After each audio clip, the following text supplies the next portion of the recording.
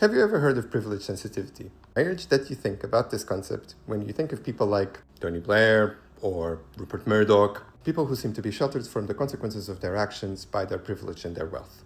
The concept behind privilege sensitivity is interesting because it argues that people who benefit from privilege, whether it be racial, economical, political, have that privilege normalized on their day-to-day existence, react really violently to any change in their status quo.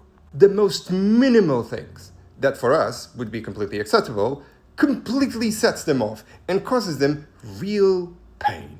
And why am I speaking about this when I'm speaking about Tony Blair, the architect of the deaths of millions in Iraq? Or Rupert Murdoch, a person who through their media conglomerate managed to push their right-wing ideology into the world and break it.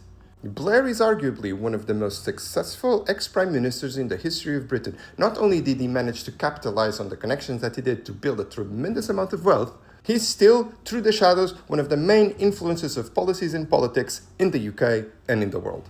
In the case of Rupert Murdoch, his success can be seen in the polarization in the United States, in the UK, and in Australia. And the fact that at 93, he's still the godfather to which politicians from left and right across the West go kiss the ring if they want to achieve power or maintain their power. But in the case of Tony Blair, shift your perspective a bit. This was a man that was considered once the future. He didn't just have the executive power that allowed him to decide on the future of millions. He was beloved. And it's easy to forget that nowadays. He was adored. That love, that adoration, that outpouring of respect that was his baseline reality wasn't just retracted.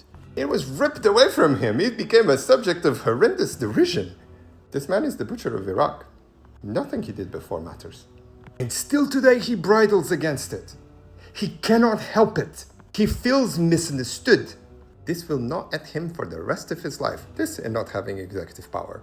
And then you have Rupert Murdoch, who knows that all of the money in the world doesn't grant him immortality, and that as every founder of a dynasty, his main concern is that his ideas and his empire survives him. And unfortunately for him, 3 of his children don't agree with him, and his attempt to give the one who does full power and control just failed spectacularly. And I can bet you that, sane as he is, at 93, the prospect of the world that he built, lie after lie, manipulation after manipulation, disappearing after his death through the squabbling of his children haunts him.